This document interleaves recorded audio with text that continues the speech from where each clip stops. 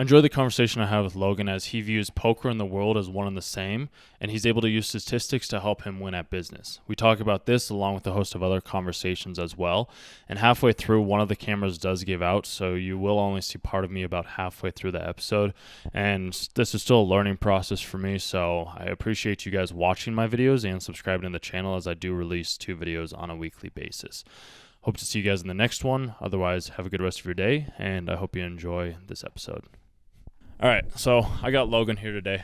Met him at the 10X Growth Con, like a couple months ago, dude, I feel like. Yeah, I would say probably late October. So a couple months ago. Yeah, and I was just fascinated with your whole concept, I guess. Not even I guess, but like your whole concept because 18-year-old was going to go play football, if I remember correctly. Yes. And then you were able to speak on front of a stage in front of, what? There's probably 250 people there, I'd say, yeah, at that I'd say event. probably about. I was like an 18-year-old being able to do something like that. Like that blew me away. So I was like, I want to talk with you and actually like have this experience. We were shooting the shit before we started around this too, around like business and other types of concepts. For a while, yeah. I was like, this should be part of the podcast. Dude, I was like the same thing. Where are the cameras at? Right, bro. That's the whole hard part with like doing this thing is it takes time, like you know, where it's just like we could just start the conversation off, but it's like we want to have the setup. Like it doesn't have to have that setup. Yeah. But that's why like I like the GoPro of how you and I were talking beforehand too, like having those like little clip things. Yeah. To where it's we easier. can just like it's have more that. comfortable. This is a robust setup, and I feel like for the average person it would be hard to like see all this and still remain like your true self and still have a productive conversation. I think you're right. Like the personal setup is almost easier, but it doesn't yield a high like the production quality. Like I think this is gonna turn out really sick. But it's hard to find people that would film in this and still remain 100% themselves and still have productive conversations while looking at all this. Exactly. So, so I think that would be a good place to start is like the whole college piece. Like that is true. I was like looking at a 90% scholarship to go play football in Montana, and I committed in late February, and then late March I decommitted. There's a couple things, like not a lot of times in my life, but this was one of the times where like you almost like through energy you can feel a lot, right? Like you can know like I get these type of emotions from when I think about this, and I get these emotions when I think about this. And I just knew like there's not a lot of things where I get this, but this was one of those profound moments where I just fucking knew. Like like I knew that the college path wasn't for me, even though like most logical people would be like, yo, that's a full ride scholarship to go play football. I had reached my goal. My goal was to get an offer. And once I got there, the drive wasn't there anymore. And so I decided, like, I need to go do something phenomenal because of what I turned down. And so I live in Arizona. Like, my family lives in Arizona. The day after I turned 18, which was July 29th, and then I moved out to Colorado. And I trying to start my own company, Colorado Growth. Living with my uncle away from the fam. I mean, that's basically how I'm here now. And then the 10X stages, I got to talk. I think it was 10 people, maybe 8. Right around that. Split into separate groups, and it was a 1 minute 30-second pitch. And we were talking, and at this time, I wasn't really clear on what it was that I was offering. And that's what they were like very adamant about is like, you need to be clear on what you're offering and tell your story. Everyone went around, and you could tell in this circle of 8 people, so many people were nervous, right? And when you're nervous, your words and you're not comfortable in who you are. So you're stuttering, you're not speaking loudly, you're not taking control of your area and the space that's surrounding you. So within these 8 people, again, I didn't even know what I was going to pitch. I changed it as they were talking. I was initially going to talk about like the web design and the Colorado Growth, but then I flipped and I was like, what did the company, they sent out these automated texts, like personal texts, and the funnel that they got to get you guys here. I do that on a better scale. I use AI to personalize these things. I know how to do it. And all I did was I spoke eloquently, authoritatively, I guess it would be a good word for it. And then, they were like, and then my name was on the top 10, and I went and spoke in front of 250 people. Now, I don't think that turned out well. Like, I think I was a little nervous. My speech only lasted like 45 minutes in the 2-minute allotted time. But I think it was productive, and I was like, this is fucking dope. Like, this was awesome. I didn't come into it with any expectations, but getting to speak, even though nothing came of it, I was like, this is awesome. So, and then I think I was walking to Chipotle with another guy, and you were like, yo, like, let's go get Chipotle. And then that's how we met. And then after we came back, that's when I was speaking at the thing. Yeah, dude, it was kind of crazy how you and I ran into each other because I had no idea what I was going to do for food. I was just going to Yeah. go get McDonald's that day. And then I hear you talking with, I can't remember his name off the top of my head. I think his name's Luke. Luke, yeah. I know his last name is Kraus. Yeah. I know for a fact. He's a fitness trainer online. Yep. Yeah. So yeah. Yeah. Continue with the story. And you were talking with him about how like you wanted to get back in shape. And I was like, all right, these Yeah. guys like are also into fitness. So I was like, let's just have a conversation. And then we went and like got dinner, like or got lunch, and like just started shooting the shit as well too. And I was just like why not do this every day type of Yeah. thing. And that I just found that fascinating because it's like so many people are afraid to talk with other people nowadays. And like you were able to get up on front of the stage. I was able to break the ice. We were able to go get dinner like or lunch, and it's just like we were able to have a conversation because we're all thinking the same thing. So it's like why not share that with other people that also want to communicate? Because like how many people do you know that would just like start up a random conversation with somebody else that like I mean you and I feel like are different, but like other people that you know, like I just don't think. And would do even that. with that, I think it's almost a skill that you can teach, because you asked like how many people do I know, and I would say like natively, I don't even think that's who I am natively, right? Like I think in nature, like in my past, like I don't think I was like very adept to talking and like being like super social. Like I was social, but like not in the terms of like you see a stranger and you're like, hey, I want to go talk to this person. I think it almost comes as like something that you can mindfully look towards. So like the other day I went to the Apple store, and you can mindfully put yourself and you're like, hey, I'm going to engage this person in a conversation. I'm going to ask this person. I'm going to be a detailed listener. I'm going to listen with the intent to listen, not with the intent to respond, but the intent to be a good listener. And from that, you get received as a well speaker. And now this guy was like taking me on not a spiritual journey, but he showed me this app to do, like to get like to do yoga and be like mindfulness. I don't think it's a skill. I think it's I don't think it was like naturally. So you asked that, like, how many people do I know?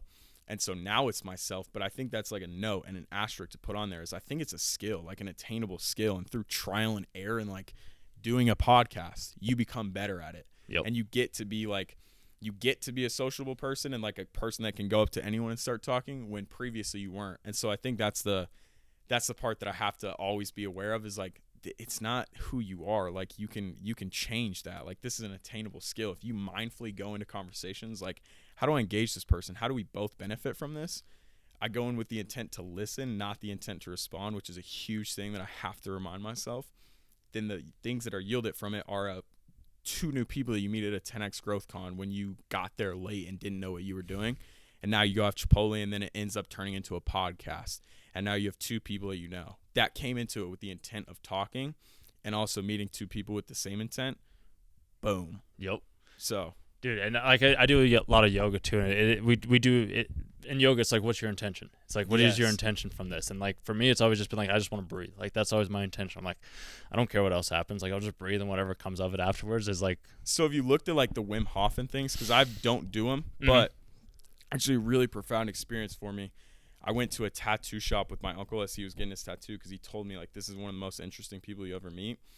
Through yoga and through breath work, like this guy is like not transcended realities, but like has come up with the most like one of the most intelligent people I've ever seen. And he like hints it back to yogic things and spiritual experience that he rivaled to like mushrooms, right? Like psychedelic experiences that he achieved through yoga.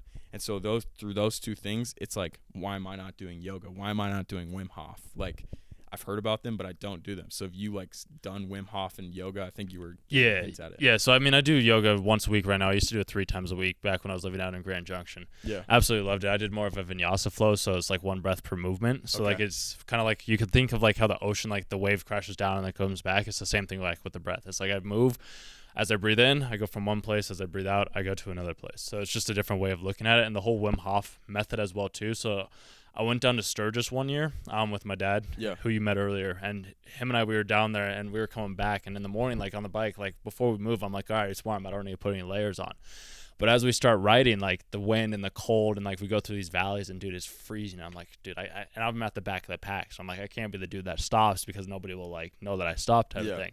So I'm like, all right, what do I know to help me keep warm? And I was like, Wim Hof. So I started doing like his breathing method while I was on the bike, and I'd like, probably not to the same extent that he does it, but like it was enough to like warm me up until we got to that next spot, because I was just doing like the deep inhales, the slow exhales, and like, let's just use my breath to warm my body up. And I was able to make it throughout like freezing the whole like bike ride back down to like the first gas station that we got to. So I think they're very useful skills that somebody can have, and anybody can do it, because it's just it's like you're saying, it's a skill around communicating, around being able to get into like this specific mindset.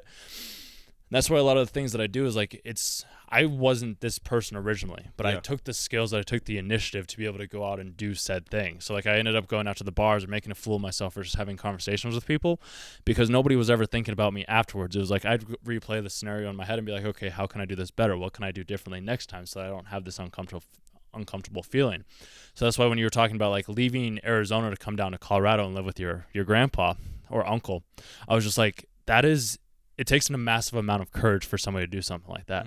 And that's why I was like, how many kids in their 18s, because like for me, it was just courageous enough for me to go off to school, but like to leave and not go to school and go start my own business, I feel like that takes more courage than doing anything else ever could. Yeah, I mean, I can't attest, right? I can't attest to the courage that it takes to go to play college and go to college, but I would say just from a like personal point of view and the exterior feedback that I've received, right? Like the remarks that I've gotten have been like, that's profound. Like that was a more riskier shot than the college route, right? And so I think that gives me that positive reinforcement to stay on that track. And like, again, I'm going back to school because I know like now school is almost a shortcut. Like you start off like as an intermediate and you're like, oh, college isn't for me. And then you get to it and you're like, wow, like college in essence, I don't believe in it. Like for the long term, I still think like telling 18-year-olds like, hey, come here, let's extend your adolescence and we're going to charge you 80 grand for it. That is completely messed up. I don't believe in the system long term.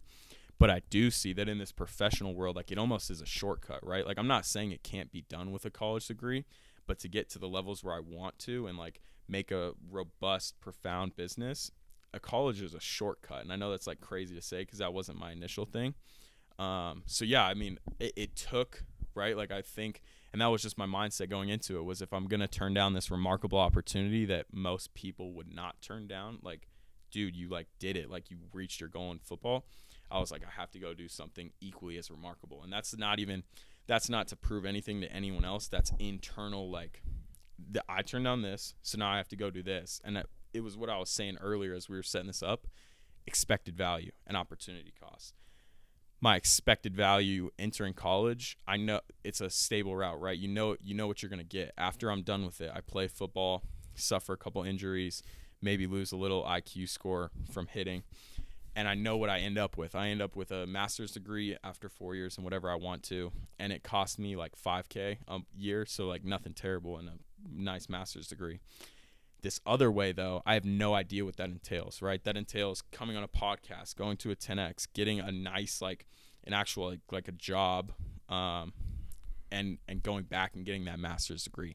I would have never known what this side entailed if I wasn't okay with turning down this opportunity value. And my opportunity value here, I don't know what it is. It can be 100 times what this college is. So again, as I go through life, I knew that the opportunity cost here was incredibly more than going to college. And so that's what I did. And I was like, not go to college. I'm not going to sit at home and work at Fry's and go to community college part-time, because again, you know what you're going to get. You know exactly what you're going to get. With opportunity cost, I didn't know what I would get coming out here. So I was like, boom, that's where I'm going. Dude, it's impressive, because I've always been curious, and maybe you never thought about this, because like, have you ever wondered where that came from, like within yourself? Yeah, so not wondered where it came from, but in sense of, first things first, I think this is an awesome story to tell, and I almost have to say it. In my first grade yearbook, people write down what you want to be and then a picture of what you want to, of what it is. And so everyone had a page in the yearbook, right? Our first grade yearbook. And mine was, I want to be rich, with a picture like a stick figure like this with all this like green boxes drawing down on them. So I think the innate nature to want to get rich and do that type of thing was always in me. The part where it's like to be very analytical about life and to do the unbeaten path if it means that I can yield a better result, I think that literally came through me playing poker and taking a deep interest in poker. So like playing poker, it's incredibly enjoyable.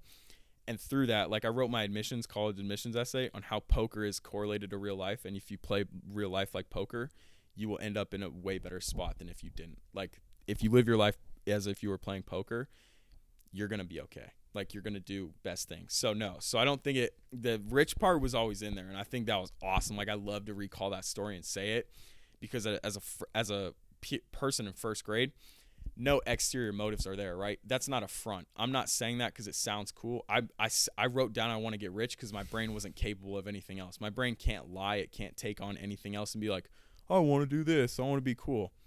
That was my actual brain. Like, hey, I want to be rich and all this money. That was dope. I love recalling that story. But the analytical part and the being able to turn down great things in comparison for things of the unknown came from playing poker, which I know sounds crazy, but like it like really has been like a profound experience and methodology to living my life. Yeah, I think that's where I picked up on it. Yeah, and I don't think that's crazy by any means at all. I got two things, because first off, like I had the exact same thing with my baby book as well too. Yeah. I was like, I want to be extremely wealthy when I grow up. Yeah. No idea where that came from. It was before all the conditioning of what other people were telling me what to do. You can't tell a first grader what it is. Like that is who they are. Exactly. A first grader is impressionable, but what they expend and what they expel is truly themselves. You can't give a first grader social media and have them put on a front, right? Because then 50% of entrepreneurs in today's world, like it's just a front. Like, oh, I want to work 10 hours a week and go travel the world. That sounds awesome. I'm an entrepreneur. I want to make money. Mm-hmm. The first grade and the young adolescence things, that wasn't impressionable. That was just a deep rooted innate nature to be like, this is what I want to do. I want to be rich. So yeah, I like that. That's not conditioning, which is what you were saying. Yeah, because it's just like, this is something that's a little bit different and out there, but it's like, does that come from a past life? Does that come from past experiences where like maybe we weren't, like it can go down that spiritual route, as you were talking about a little bit earlier. Which if we want to get down that road, I'm so down to do, because I think that's the next level things, right? Like this world that we not exist on, because now it's like we're getting out there, but this we all live at this surface level, and 90% of people live on the surface level, and they think that this is all there is to it. Mm-hmm. Even if this is all that there is, right? We die and we're done. It's over. The lights turn out black, and even though we can't envision nothingness, it really is just nothingness to us. I think about it in terms of expected value. Again, correlating it back to poker.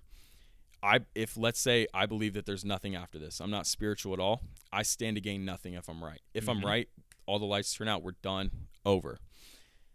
The expected value of believing in something else and it being right is so incredibly profound that there's no other option to me. Like it makes zero logical sense to say I don't believe in anything. And this isn't even God. I don't consider myself to like believe in religion. Mm-hmm. I do believe in like other profound like spirituality, and I'm novice on this journey, but I know like down the line I'm going to go on like a travel experience and go take shrooms and like really figure out what this world is about.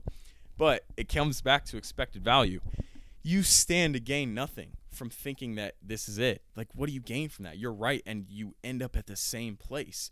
If I believe that there is something and I'm right, you end up at the same place, and you're a novice in this spiritual journey. I already know what I'm doing. This is like, oh my God, I was right. Like spiritual, like that. I think there's nowhere farther for me to go with it. Is like, you believe in nothing, and what do you gain from that? Like even the way you live your life, if you think that this all ends, what's the point of living the day to day?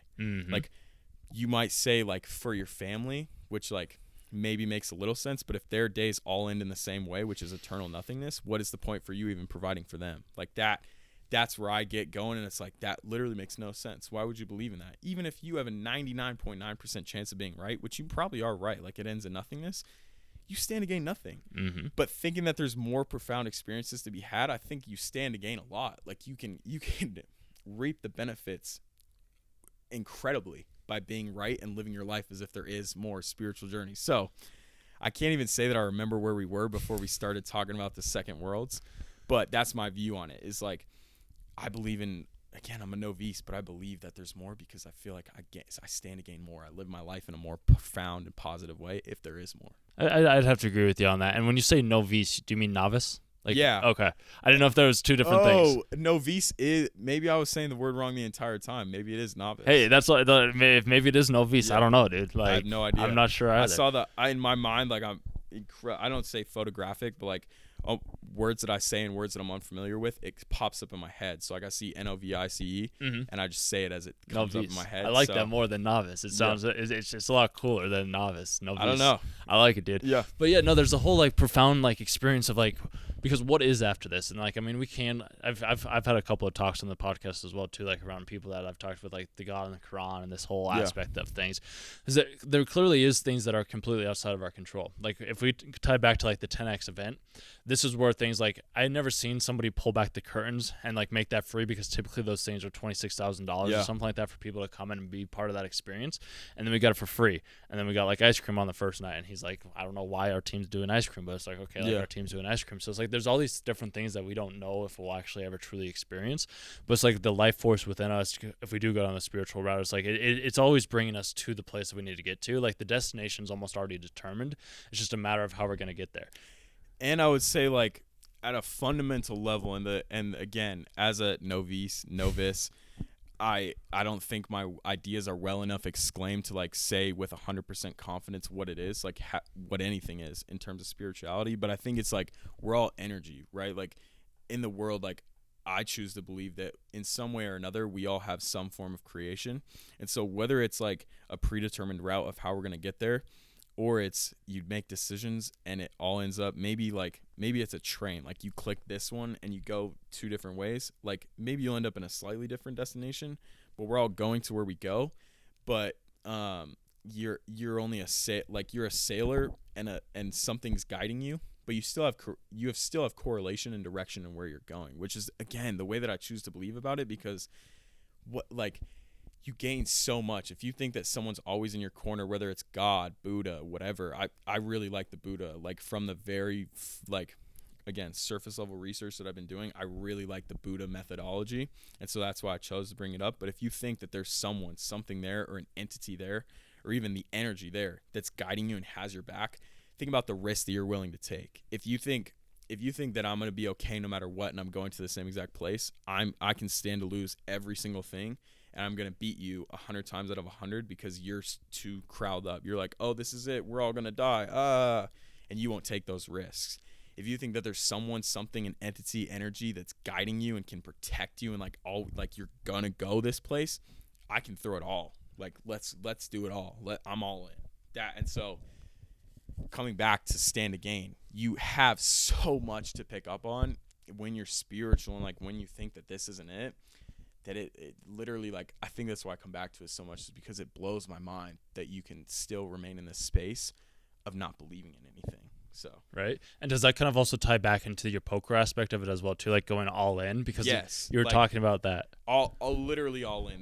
That's why and like I come back to bad beats, right? So in poker, let's say I know all the odds, right? Not all the odds, but I'm pretty good. Like I've played so much that let's say I have a read on you, and I think that you have, let's say, 10-7 offsuit, and I have suited 7-8, and the board comes 2 spades correlating to my suit, so I have 4 of my 5-card flush, and you maybe have a pair. So currently, you're the favorite, right? If my hand ended right now, you win.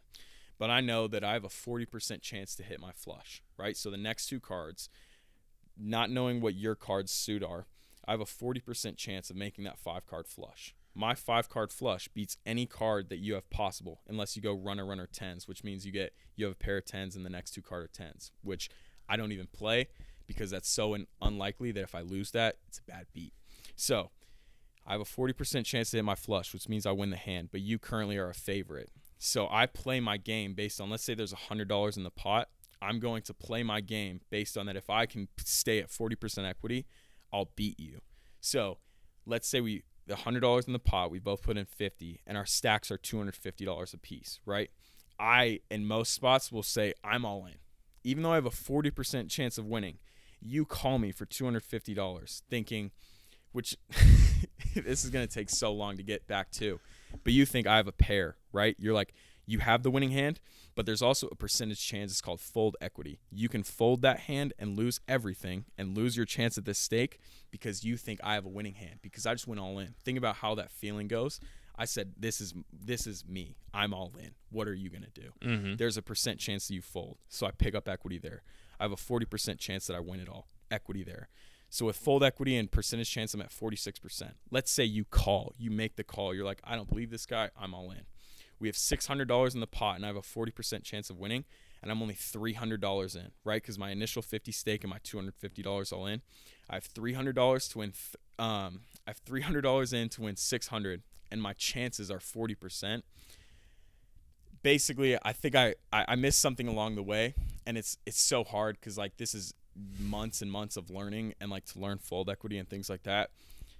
But over the long run, if I played you heads up like that, and to the average everyday person that is holding onto their chips like this, like, oh, I'm going to save it all, I'm so scared, I'm going to beat you 100 times out of 100. If you might beat me, right? You might hit that 60% chance. But if we played 100 hands of not poker, but life, and I went into it with this ideal that I play poker and this is how I'm going to live my life, beat you 100 times out of 100 to the average person, right? That's afraid to take risks, that doesn't have any higher purpose, isn't coming towards a why. Their meaning is just on this plane.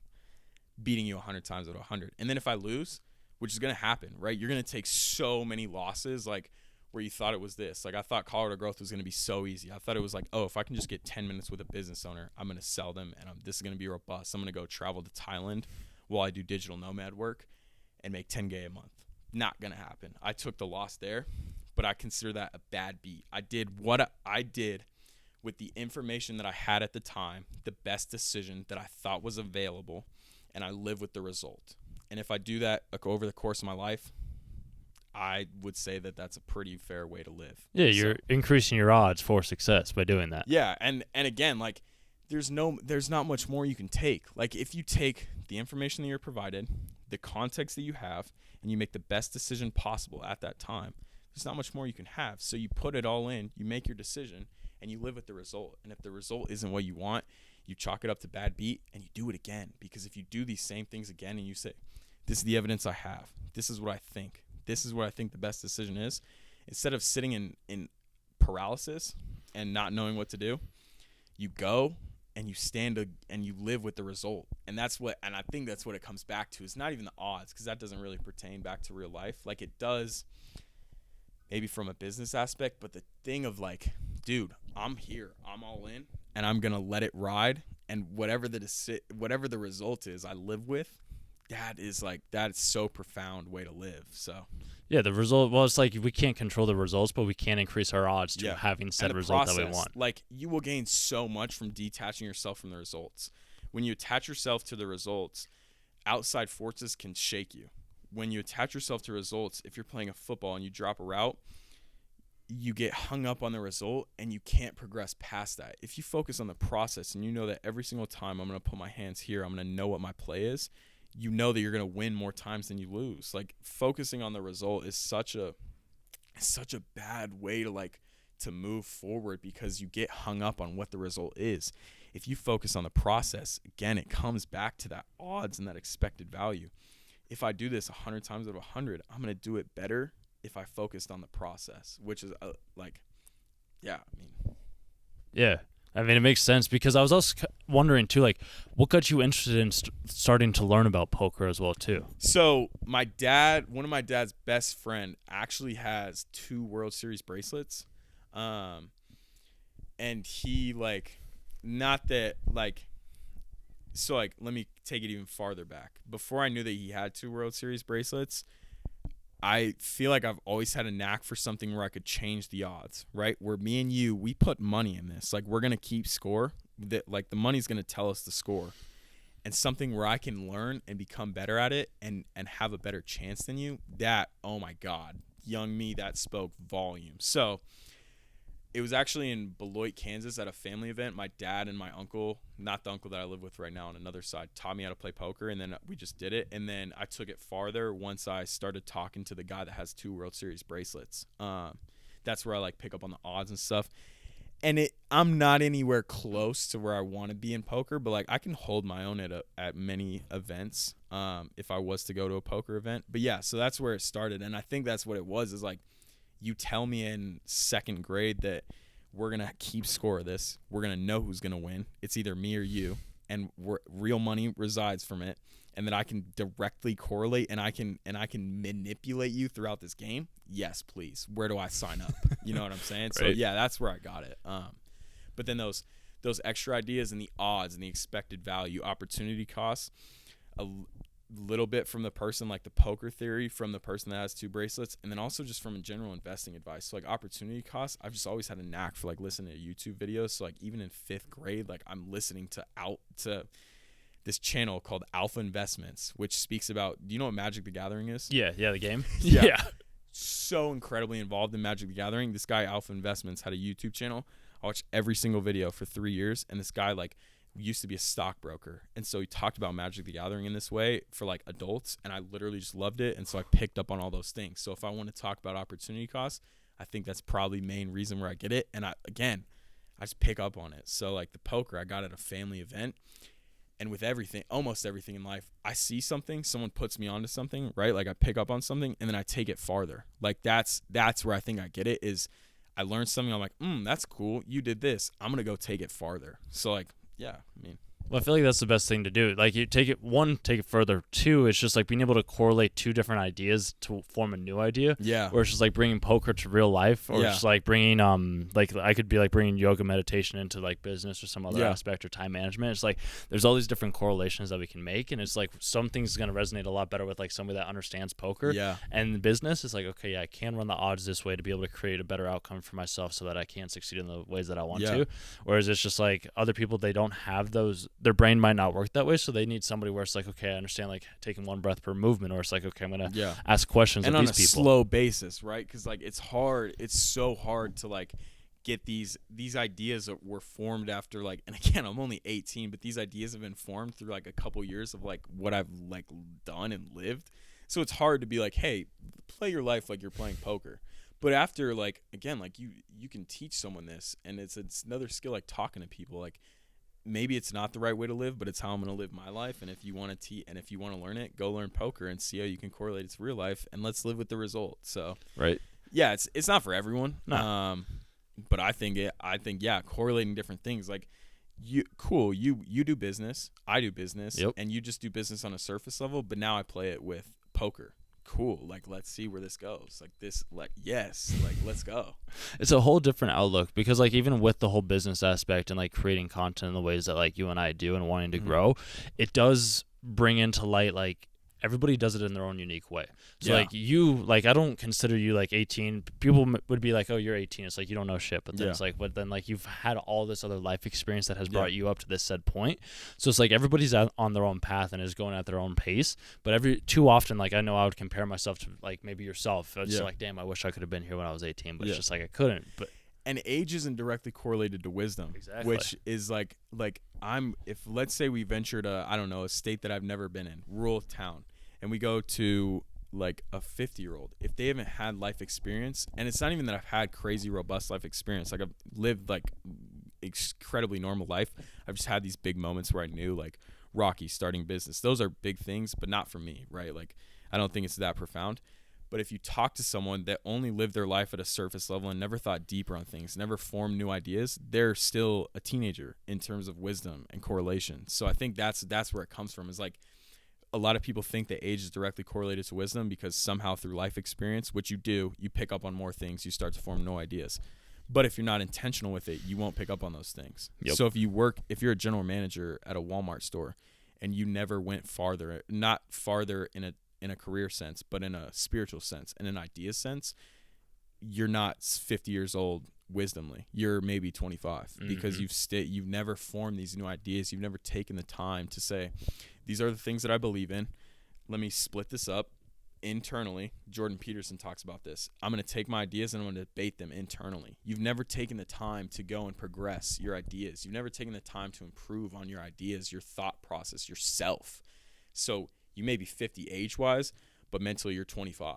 Like, And so that's what you're hinting at, is like that's the way I try and live. Like you pick up, like form new ideas constantly, pick up on new things. Yeah. Well, yeah, there's people that like, so I self-reflect every single night. Yeah. Like what went well, what didn't go well, and I Yeah. do it every single time when my birthday comes around too. Like I'll reflect over the year. And I I'm like, like all right, that. what can I change for next year? So like with the New Year's coming up, and this episode isn't going to be released until January, but it's just like with the New Year coming up, there's so many people that are like, oh, I'm going to start this New Year's resolution. I'm going to start the business. I'm going to go eat healthier. I'm going to go to the gym. I'm going to exercise more. I'm going to read more books. I'm going to do XYZ thing. Put whatever you want in there. But it's just like, why do it at the beginning of the year? Like you weren't born on the beginning of the year. That's not when your life started in a sense. And if an external factor made you do something, how bad do you really want it? Mm-hmm. How bad are you going to stick with it? If it's something externally, which is New Year's, that made you do this, I don't believe that you're going to go do it. I don't believe that you're going to stick to it. Show me. Now, if internally at whatever time, let's say it is New Year's, you internally were like, this is too bad, I'm going to change. Then it's like, I believe in this person. Like this person, yes, like good job. Like that's where it comes from. The New Year's resolutions, like if an external factor is what motivated you to change, then you didn't really change. You're changing from an external factor, and that's not positive. Like if you can stick through it, awesome. That is positive, but it's going to be way harder to stick through it if you did. And I correlate this to the gym because that's like the most profound New Year's resolution. If something else made you do it, you're not going to stick with it. You're just not. Yeah, and that can tie back to what we were talking about with like Buddha and God as well earlier too, because like Buddha was, his whole concept was like it's all on the inside. Yes. So it's like you got to change the inside first, and then the outside will just start to reflect itself outwards. Like. And that's why I say I loved the Buddha methodology, and that's where I picked up, like that's where I was starting to say like we're all energy. Like I just think that like how does someone not hear that and be like, I'd rather choose to believe in this instead of thinking that we're all powerless. We're all going to the same place. Why not take some of that power back and being like, we're all creators in this. Like we all flow off each other, and this reality is just a projection of all of us interacting. Boom. Why wouldn't you want to have a place? Why would you just be like, well, we got here by accident and we're all going to nothingness? Like you lose all your power in that. And within any methodology where there is something more, whether that's Christianity, conventional religion, whatever, you stand to gain. So yeah, we were talking about this on the last episode or 2 episodes ago, I'm pretty sure, with one of my buddies, where we got down to like the whole simulation route of like, is everything that we see, is it actually real, or is it just our imagination type thing? Yeah, because like when we think about it, like when we go to bed at night or we close our eyes, where's everything go? Yeah. Like, I mean, we can see it in our mind's eye still, but like we can also create any scenario that we want into our head. So why not create a positive one compared to a negative one? And that's the whole mental shift that I've made, and it's changed my life profoundly. Like making the decision, like we were saying too, like I just decided, I'm like, all right, I'm going to do a podcast now. Like this is who I am. This is what I do. And I'm just going to share these conversations because I have them with people, and I've just always enjoyed that aspect of things.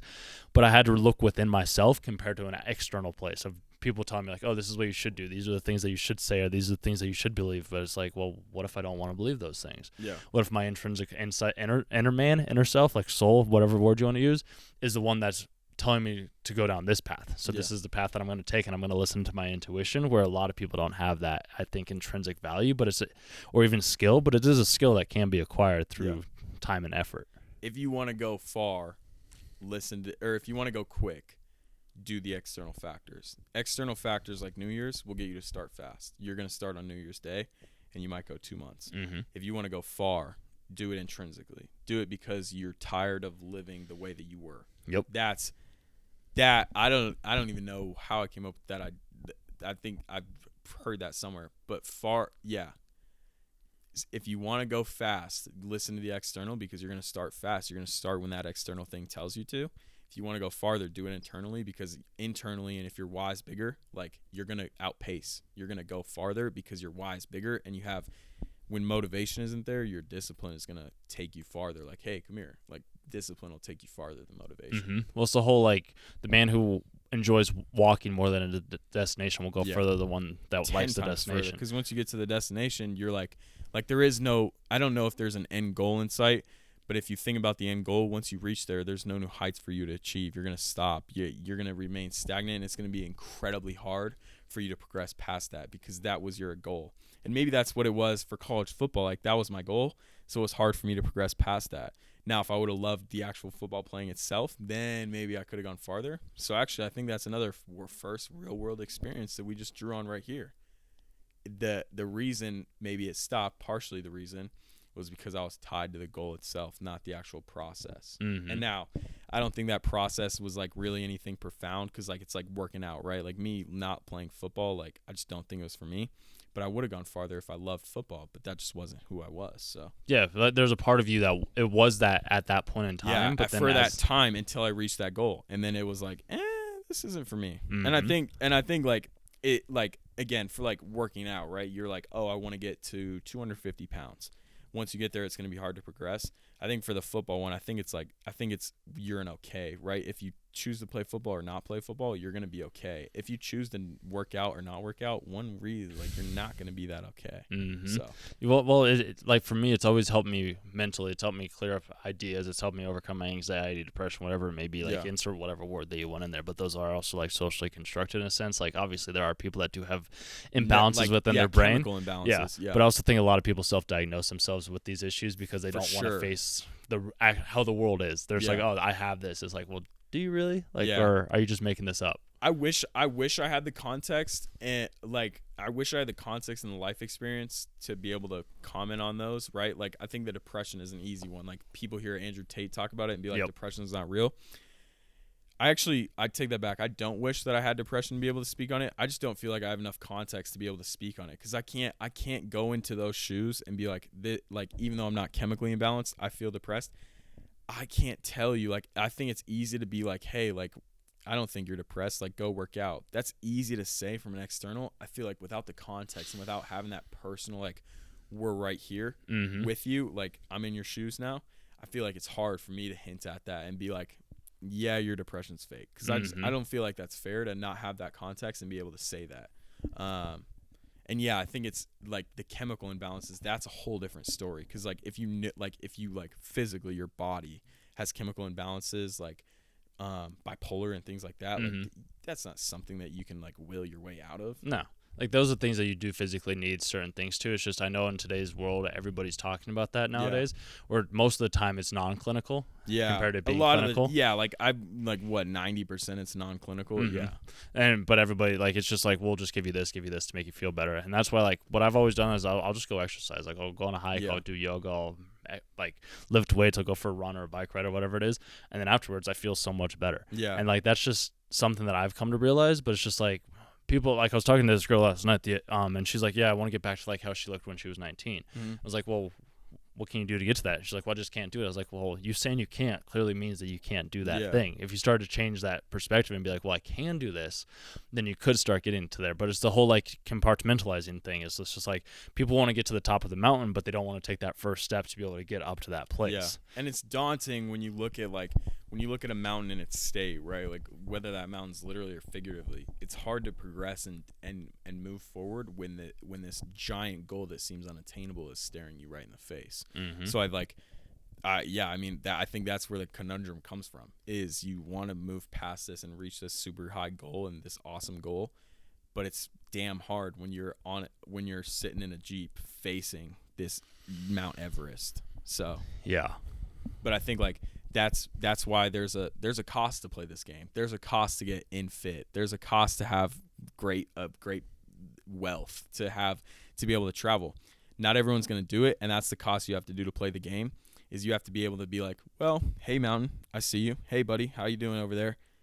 Let's go. Like, let's go. Like, come here. Like, we're going into deep water. I'm going to conquer you. That's the cost that it plays to achieve those things. And again, I think a big goal of mine is to be able to speak from firsthand experience. At this current place, I think I speak from a lot of third person external experience.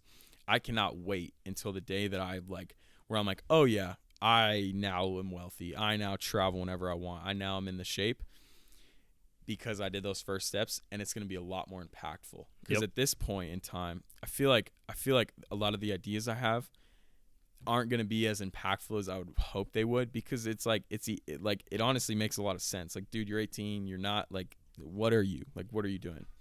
When I get that firsthand experience and the words that I say have a lot more meaning because I've achieved those goals and it shows, That's what I can't wait for. That's where I'm like, yes, like it's easy for me to say like climb the mountain, but it's easy for a third party to be like, F you. Like, what have you done? Like, show me that you're doing this. I can't wait until that point where I'm like, yes, look at the testimonial that I have back here. Look at what I've done back here. Now listen to me. So, like that's what gets me going, is like fired up. Like, hey, like this is the cost to play the game. You have to take the first step on the mountain. And internally, I have no worries. I don't care externally about if someone's like, fuck you, like you've done nothing. I know where I'm going, and that keeps me satiated. I can't wait where my words actually mean something, though, and where I have climbed this mountain, and it's like, look at what he did. He's saying that you have to climb this mountain. He did it. Like, now I'm going to start it. Because right now it's like, what have you done? Where are you going? Like, I'm not going to listen to you. And that makes a lot of sense. Like, please do that. That makes a ton of sense. Once I get this firsthand experience where I can speak on these things and have the verifiable testimonial proof that internally, that's what I can't wait for. That gets me fired up to be like, hey, like you need to go conquer this mountain, and I've done it. Let me show you the way. That's what I look forward to.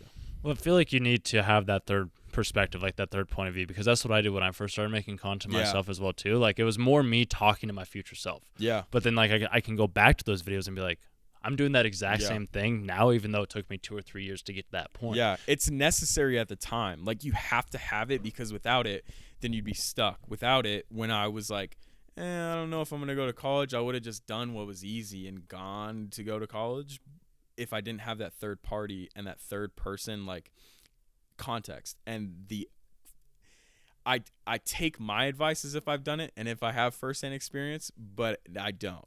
And so if I didn't have the faith in the firsthand experience internally, then I wouldn't have been able to do that. And so you need that confidence and like that third party experience, I guess is what you could say. And that testimonial internally, even though it's completely false, even though it's a complete and utter facade, you need it to be able to product and get to where it's actually verifiable proof. Well, it's you having the faith in the unknown. It's like, I'm just going to trust that I know, like intrinsically I know, because I've been able to do these other things. So I'll apply those other things that I have done before to this new thing that I'm doing, because I was able to complete this before. So who says that I can't complete this other thing? It's just the exact same thing, just in a different medium. And you can draw on it, right? So like, boom, I did this. I just got all A's without even studying for your final. Boom, I'm going to draw on this and give myself the confidence to go do this. Then once this works out, I'm going to draw on the confidence to go do this. Then once this works out, I'm going to draw on the confidence to go do this. And at this point, I don't need any more confidence. I've reached my goal. Now I can help. Now I can extend exteriorly and help to get people to draw on these experiences. And when you have someone third partying and helping you, you don't have to draw on personal experience. You can draw on that. You can draw on a third party's experience to help you move up. So I think that's probably a big goal of mine. I like that. It's tough because I've struggled with that a little bit personally, because it's like I've had all these people for years telling me like, hey, you're going to be successful. Don't worry about it. Like, you're doing all the right things. And then I'm over here like, it's been somewhat emotional lately, because it's just like, well, I don't have it yet. Yeah. So it's just like, well, where is it? 100%. I'm so glad you hinted on that. The probably the worst thing I hate is talking about it. It literally grinds my gears. Now, my I think it like the love language thing, like mine is, since the day I was born, it's like normally you have like 40% here, 30% here, 20, like you're pretty spread out across the 5 love languages. Yep. Mine is like 80% the verbal communication or like the positive feedback one. Yep. So it's not to say that I don't like it and like to hear like, oh, like, dude, you're doing real good. Like, this is smart. Like, yeah, like especially from like internal family, like, oh, like this is like what you're doing is awesome. I love that. But the thing that I hate most is the talking about it and not realizing that potential. Like, that was the biggest thing, is when I was thinking about going to college, it was like, oh, dude, like you can go to college, take 4 years, and you're going to come back and be successful. And I was like, I literally cannot physically exist in this world talking about it and having potential. Potential is bullshit unless it's realized. And I'm so glad you said that. It sucks because you hear all these things and without realizing it, like, you're so wound up, like, oh my God, I have to go realize that this potential, because literally the thing that I hate most is talking about it. I want to be that person that's about it. Like, let's not talk about it. Let's go be about it. Exactly. Like, that's why I started the podcast, make the first phone call, Yeah. like do the content, like do the outreaches, and then Be about it. Exactly. Yeah. Because yeah, dude, I mean, I've had friends and I love them to death, but they just talk about it, and I'm Yeah. just like, and that's where you're talking about, like, there's certain things that you have to do in order to win this game. It's like you have to let go of certain people. You have to remove aspects of your life or people and friends, acquaintances Yeah. that you've known for years, because just like they aren't growing with you. And if they aren't growing with you, they're just going to be dragging you down. So it's just like, I love you, dude, but it's also like I kind of have to let you go. What I do like is talking about it. And this is the thing. When you talk about it, at least for me, when I talk about something that maybe I haven't achieved yet, like fitness, like I'm not even close to where I want to be, me talking about it makes me, like, internally, like, are you fucking kidding me? You're going to go talk about this and not be about it? Talking about something makes me go and do it. Like, talking about it, I literally, it's like this internal clashing of forces. I can't go talk about something and not be about it. So I do like talking about it, maybe a little. So maybe I don't hate it the most, because it makes me, it's like, I literally hate that. I hate it so much that I almost love it. I love talking about it because I hate it so much to not let it just be talk. Yep, exactly. So, Because yeah, because like you got to talk about it to share the ideas, to get different perspectives from other people. yeah. Because it's like, okay, at least that's how I've always looked at it. I'm like, let me go talk with this person, see if their ideas are resonating. If they have a similar idea, they're like, oh, this is good. Then it's like, all right, let me go test it out. I'll test it out. If it works, cool. If not, like, I'll pivot and I'll try something else. But it's just like, if I don't try it at all, it's just all thought. It's not just all talk. And I've never liked that aspect of things. And again, you don't know what this other side entails. You don't know what you don't know. Mm-hmm. And so why not go and figure it out? Like, let's go see what this is about. Like, hey, Mountain, let's go. Like, Yep. I'm coming. Stop me. I'm just going to start walking. Just take Yeah. that first step. And that's Yeah. why I like the 10X growth stage event that we went to, because it gave me that different perspective of like, all I have to do is just get other people onto like my stages, or have other people, I go onto other people's Yeah. stages, and then we all grow, because I've always played this game as like a single player game. Like, Yeah. I'm big into video games, and like I've always looked at it as like, okay, I'm going to be Mario. I'm just going to go out and do it on my own Yeah. type of thing. But I've started to realize it's more of a multiplayer game. It's Yeah. like, might as well help everybody else grow in the process and help them reach their goals. And I think Zig Ziglar, he talks about that, where it's just like, if you help enough people get what you want, you'll eventually get what you want type of thing. So I'm like, let me just help everybody else reach their goals. And if it works out for me, cool. If not, like, I Yeah. at least enjoyed the journey. So like, I can't complain about that. And even on a subconscious level, when you do something for someone, they almost, and it sounds so manipulative, but when you do something positive for someone without expecting reward, they almost feel indebted to you. Which is like, if you do things with the intent of getting something back, it almost undermines it. And a lot of people, like, especially like energetic people, can pick up on that. Like, if you do something solely for the purpose of getting something back, they'll pick up on that, hopefully, and nip it in the butt. But if you do positive things literally for the sole intent of doing positive things, I like to think in this world that it's going to come back tenfold. So I think that's a good way of thinking about it. And like, obviously, as a team, you're going to progress way further. Like, when it's a collaborative effort, you, like, let's say you have 100% of resources allocated, right, which is yourself. If you go and divide that across 10 people, your resources allocated mutually will exponentially grow. So I think, yeah, I mean, as a solo player, like, it's possible, like, lone wolf, like, let's go do this. Let's go grind, monk mode.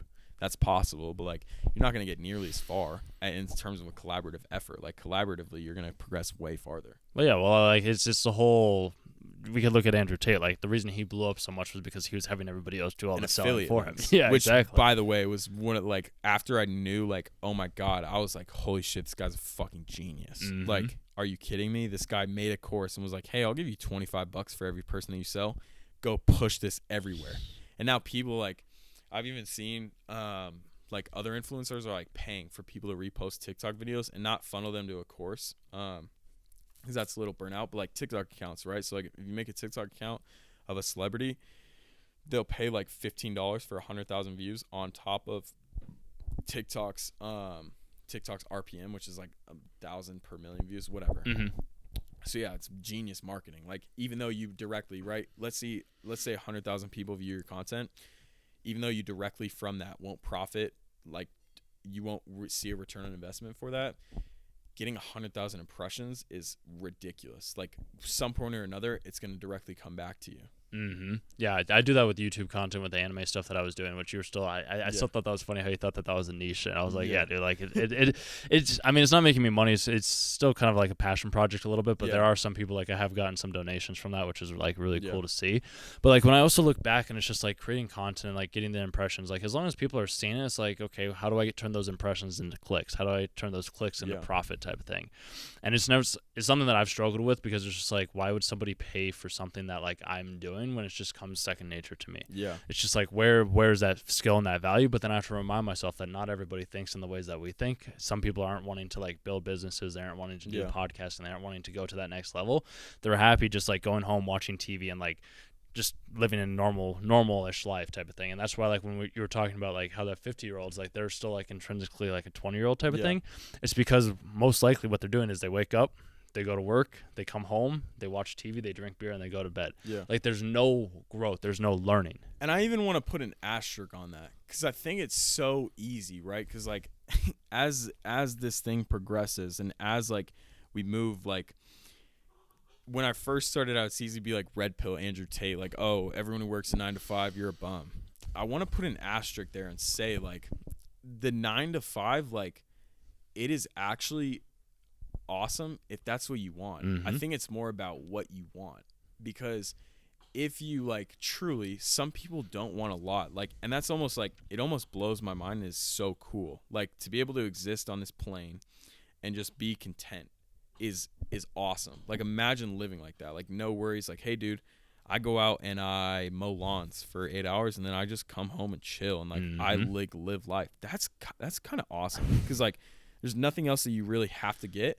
And so you're never forced under anything. Like, you really just, you are who you are. And I think it's incredibly profound. And that's the asterisk I want to put on it. Now, if you know and you actually truly want more, but you refuse to do it because of a lack and because you're scared, that's when the conundrum hits, and it's hard. Like, that doesn't make any sense. But if like you actually truly are okay and content, and like deep down in your heart of hearts, like the only people that know are yourself, if you're cool with that, like, that's honestly awesome. Like, I not even to sound like a prick, but I almost envy you. Like, that honestly is almost cooler, because you're content on like with what you have, and that's so cool. And that's why, like, I maybe briefly hinted at, maybe I didn't.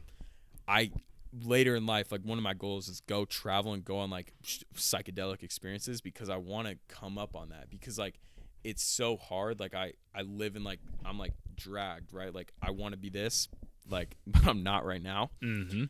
I want to be able to get to that point where you're like just cool where you are, like, and I think if you're not that internally, maybe you have to take those psychedelic experiences. Yeah, which I enjoy. So like, I've taken a couple of psychedelics myself, and I love it, dude. Like, I took acid during COVID, and that taught me a lot about like that there's going to be people out there that are going to try and sabotage me, that don't like me, because they just, they internally haven't dealt with their some scars, their past traumas, their past experiences, which I've run into a couple of people like that, because then when I talk with other people when I was on the exact same trip, they're like, no dude, you're chill, like you're doing the right things. I was like, well, I appreciate that. Misery loves company. Like, they're gonna try and bring you into that. So. And taking psychedelics too, like, it'll open up, it's at least opened my mind to seeing the world in a completely different way than I ever thought possible. I was like, this is crazy that like these things exist, and it's all up in here type of thing. So it's like, well, if that's up in here, then isn't everything up here type of thing? The idea that I love to contemplate is like, so like, again, I've never taken psychedelics, but when my frontal lobe is fully, like, that's what I'm doing. Like, that is set in stone. When my frontal lobe is fully developed, I'm taking psychedelics.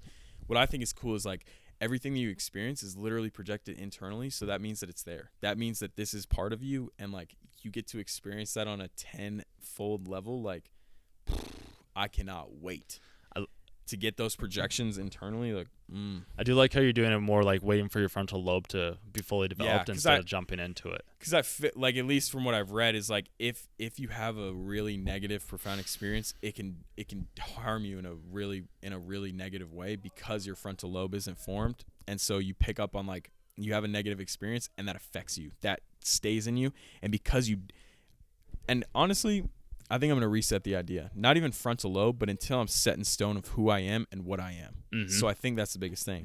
Is at this point, I'm still like mesh, right? Like, I'm still easily moldable. I'm still finding out who I am. And so if I had a negative experience with psychedelics, it could hinder who I am and rock that internal, like, who I am. When I'm set in stone of who I am, what I do, and, like, this is me, like I'm here. Yep. Once I'm at that point, whether that's my frontal lobe chemically is fully developed or not, once I feel comfortable in that and I'm like, this is who I am, this is what I do, like, come here, like, this is who I am. So that's when I'll take psychedelics. I can challenge you on that if you want. Yeah. So what if taking the psychedelics is the thing that you need to help you get to that? Like, that's the thing that's going to shift your perspective in the ways that you need to. Because I was the same way. Like, I did I want to make sure that I'm solid in my beliefs and who I am as a person before I take them, because I didn't want to have, like, psychosis or all these like crazy things that I hear online happen to me. So I like that. I like the challenging of ideas. What I would counter with, though, is in terms of, like, again, expected value. Maybe the psychedelics is that step, right? That's what makes me confront and cement it in myself. Maybe it's not, and maybe that's the thing that leads me down to a dark path, is again, I'm still, like, moldable and I'm not confident and cemented, and that's what tailwinds me. So again, expected value. I stand to gain, like, I think I'll still reach that point without psychedelics. Maybe it'll take me longer than if I did psychedelics. But if I did psychedelics and it goes wrong before I'm cemented in who I am, I'd stand to lose, like, a shit ton. So I think that's where I'll rest it. It's like, I think that's honestly, that's probably what the answer is. Like, it is like, oh no, psychedelics is the last part. But I think I have to remove that idea because of what I stand to lose. Yep. No, and I think you're doing it the right way. I did the exact same way, because, like, when I was in college too, I was smoking a lot of weed, and the weed helped me a lot to, like, come to this new profound, like, way of thinking that I never originally had beforehand. But my frontal lobe wasn't completely developed, but I didn't want to do any psychedelics. But in your mind, you're fully developed. You know what I'm saying? Like, that's what I was saying. Like, initially, what I said was, like, frontal lobe. I don't think so, because, like, the scientifics, like, you can tell me that my frontal lobe's not fully developed, but if I know who I am, then it's fully developed. Like, cool, I'm fully developed. Yeah. Which, do you have an idea of when you'll know who you fully are? I think it's gonna be one of those things where, like, once I know, because like, not even that I've had, like, a crazy ego death or anything like that, but I did, like, I took Kefir, that, like, mixed. I've heard the word. I can't think of what it is mixed together, but I know what you're talking about. So it's like, I think it's literally just, like, infused THC into, like, it's like kefir, maybe, whatever. Kefir. Yeah. I took, like, 10 milligrams of that, and it was incredibly profound. Like, not psychedelics, because I didn't leave, like, the plane that I was on, but I basically, like, initially, my world started spinning. And so I was sitting here, and the center was, like, the radius was here, or the thing that it revolves around was right here, like, projected 4 feet out. The entire world was spinning, and I was, like, freaking out, because, like, I'm not an anxious person by nature, but I do get anxious. So I was freaking the fuck out. And then 15, 30 minutes of that, and then I progressed to this wild state. I had a red, and again, this isn't psychedelics, because, like, this world was still here and I could see it. This was an overlay. And it was a red soldier and a green soldier, and they were fighting. They were holding one tug of war like a chain and one more with a sword. And they were fighting, and it was, like, in my mind, it was good or bad. So the red was bad and the green was good. And the red was winning, but I could directly influence the battle. And if I let the red win, right, like, you're like, hey, I'm cool if the bad takes over. Like, let's see what happens. That actually let the good win, because the red had no more power, because the red's whole thing was like, I want to overtake you. And it was like, cool, come and try. That let the green win. And so I did that. I was going, like, in and out of black. So, like, this world was, like, here, like, everything that I could see. And then I would zoom out, like, as all of it got black, and I was so incredibly scared. And then finally I was like, fuck it. What if I just let all this go? Like, all of it. And I was like, and it wasn't all, like, one time where I just flipped back into consciousness, but after that I went, like, I was, like, fully cerebral. I was, like, ripping chains off. I was like, like, it was fucking crazy. And so I did a little bit, maybe ego death there, and then, like, I was at the office, and it was the weirdest thing. It wasn't allergies, it wasn't anxiety, but I just couldn't breathe. Like, I, like, was, like, losing, like, my breath in a sense. I've never had asthma, anything like that. One time asthma locked up in practice, but this wasn't it. And I walked in the bathroom, and I was like, oh my God, like, this is so weird. I was like, fuck it. I'm like, if there's one place I'm going to die, let's just have it be here. Whatever. I live with the result. And that's such a crazy idea with me. Like, me as a person, death is the scariest thing because I have so much potential that's unrealized. So this idea is like crazy. Like this was groundbreaking for me to be okay with dying. And then within 5 minutes, it eased up. So like maybe I've progressed on that thing of ego death. And I feel like it's going to be one of those things where once I know. Because I know like I've moved past all that. I'm cool with dying. Like I feel like when it's I feel like if I put a goal in it, it's going to be false. I feel like it's just going to have to be one of those things where if I know, I know. Yep. I'd have to agree with you on there because it's true. Like I just know that this is the thing that I need to be doing. But like up until this point, like I had no idea. And you can't put a list of things on there, right? Like you can't write it down because it's not that doesn't work. Like you just know. Mm-hmm.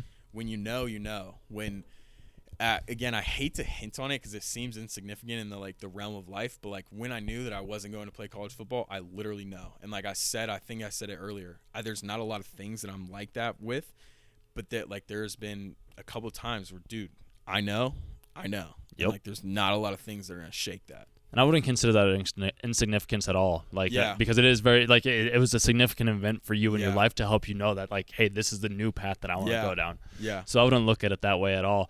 And I was curious, too, like, when you said you have a lot of unrealized potential, like, how are you going to be amounting to the unrealized potential? I don't think I know quite yet. I think just internally, just how I am, I'm my biggest competitor, biggest critique. That's who I am. Like my internal monologue is crazy. It's always like not like bad, but like we're always like, that's who I am. Like I'm just always going to try and do something great. So this unrealized potential, that's where I like death is the hardest thing for me to compartmentalize, is that unrealized potential. I don't know what that is. I don't know what that entails. Maybe that's the wealth. Maybe that's freedom. Maybe that's family. Maybe that's something I don't even know yet, but I know that it's there. And that's why I think death is the hardest thing for me, is like, especially when I was in like 6th grade, maybe like 12 to 14, I would think about death like 8 times a day. Like, and it was like almost crippling, like, because like internally I know I have so much that I still have to do, that's where it comes from. And yeah, I mean, that's where I think the hardest parts, like that ego death was like fucking crazy for me, because I've never even thought about being okay with it. Yeah, and I think the unrealized potential comes internally, like that. I don't even know what it is, but I know that it's there, and I know that it comes from this critique that I have. Mm-hmm. And I did like the whole ego death thing, because like we do have to kill ourselves in a sense to be able to get to that next place, because otherwise we're just gonna be stagnant this entire time. Yeah, and I mean, the ego death I say with hesitancy, because I feel like ego is still there, and even for me, like my ego is crazy, like, and I am good enough at it to like recognize that from third party. And I don't feel like it's completely dead yet, and I don't even know if it ever will be, but I think that's what it was, is like the first step on a multi-long journey that's going to be including psychedelics, life experience, for me to become who I am. And that was initiated by this like start of ego death. And so that, like, even though it's going to be miserable and like it's going to be bad, I can't wait. Dude. Like, even though it was like fucking terrifying, and like as your world's spinning, you're watching these two figures fight over your world, and you're like, well, I'm gonna die. I cannot wait to go in even deeper, like deep waters. Can't wait. It's exciting, because like as you go deeper, the more, at least from what I've come to see, is like the more you realize you don't know. Like deeper we go, it's like, oh wow, this exists over here. 100%. And I think, like, dude, it's that same thing when I came out, and I'm like, oh dude, business is easy. This comes second nature to me. I'm going to walk out. I'm going to book appointments. I'm going to get people to sign me up for web design. I'm going to upsell them like crazy. I'm just going to do this. It's like the tip of the iceberg. You see it and you're like, oh, this is cake. And then you're like, accounting. What the fuck is, I have to account and have business accounts? How do I form an LLC? How do I submit a 1099, or not a 1099, a W-9? Mm-hmm. Like, wow.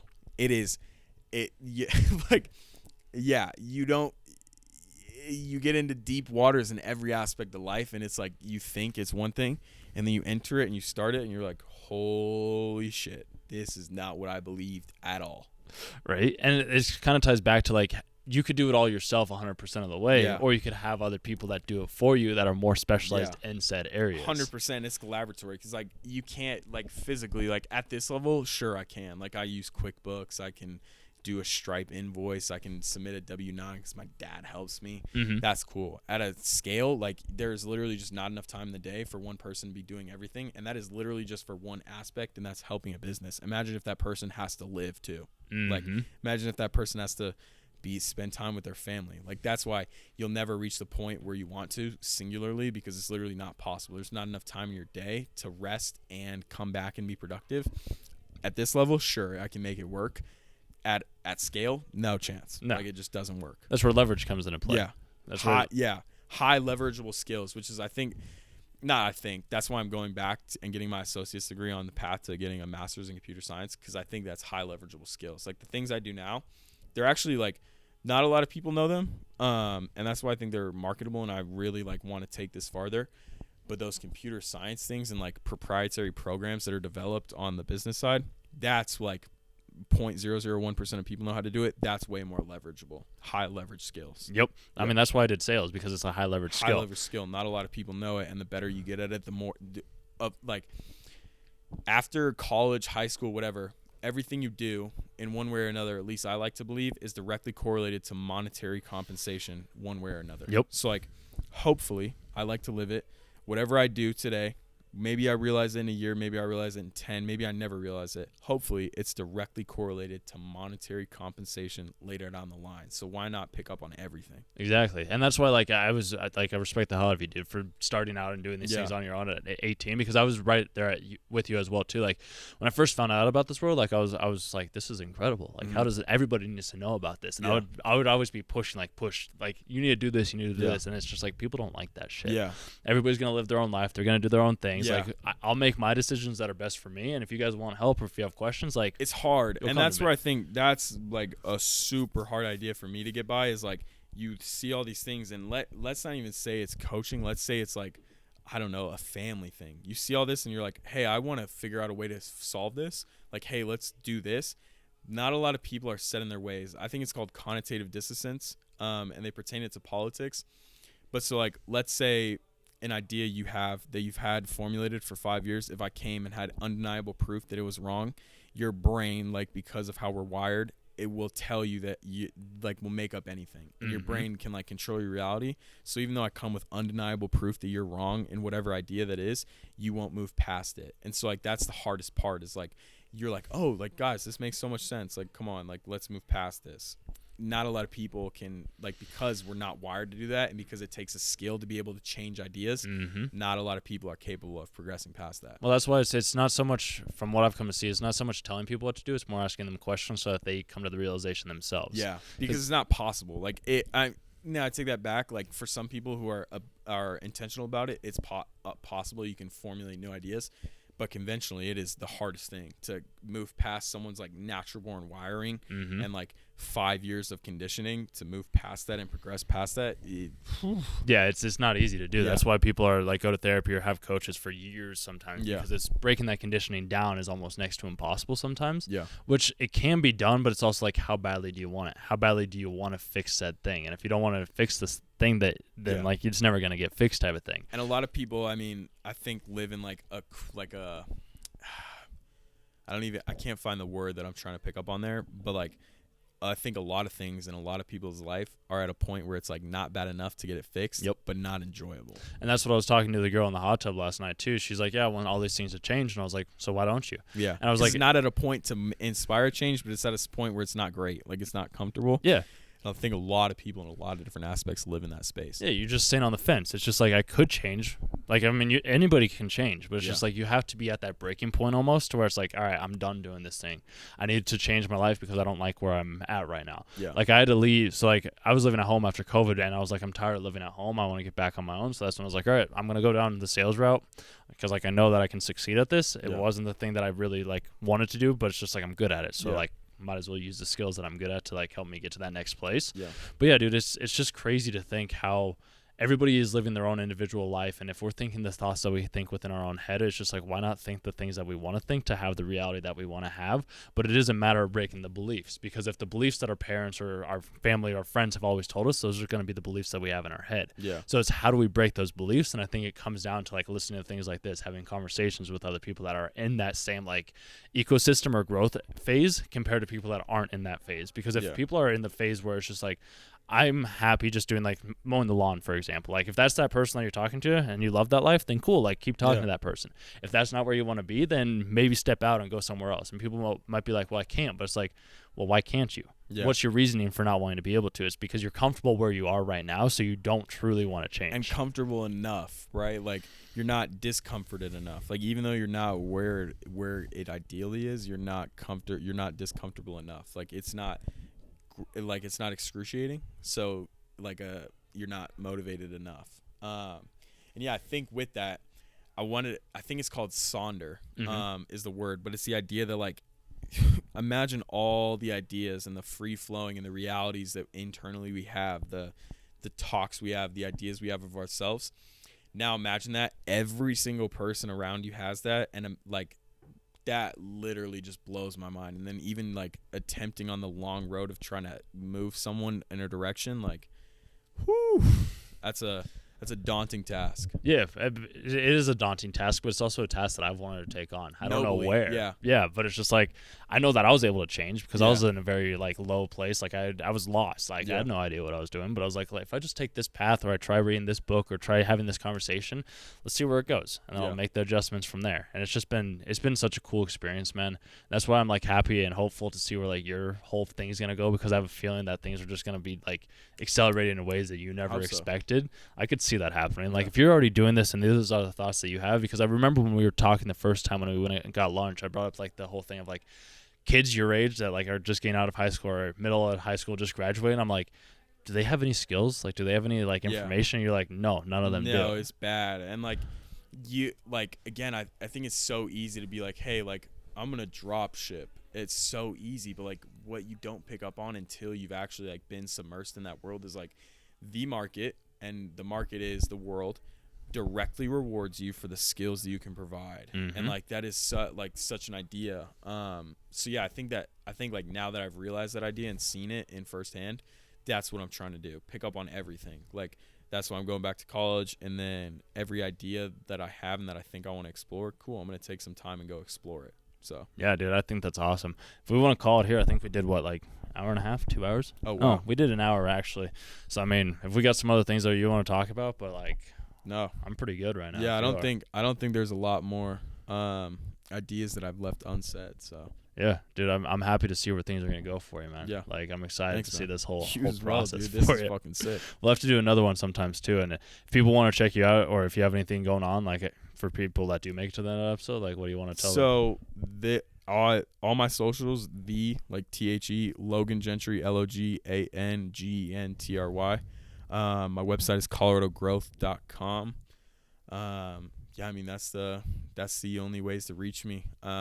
If you want to send a DM on the socials and see if we can work together, that's where you can reach me. Yeah, and I'll link all that stuff down below as well too. So, dude, it's always a pleasure having you on, man. Thanks, man. Love it.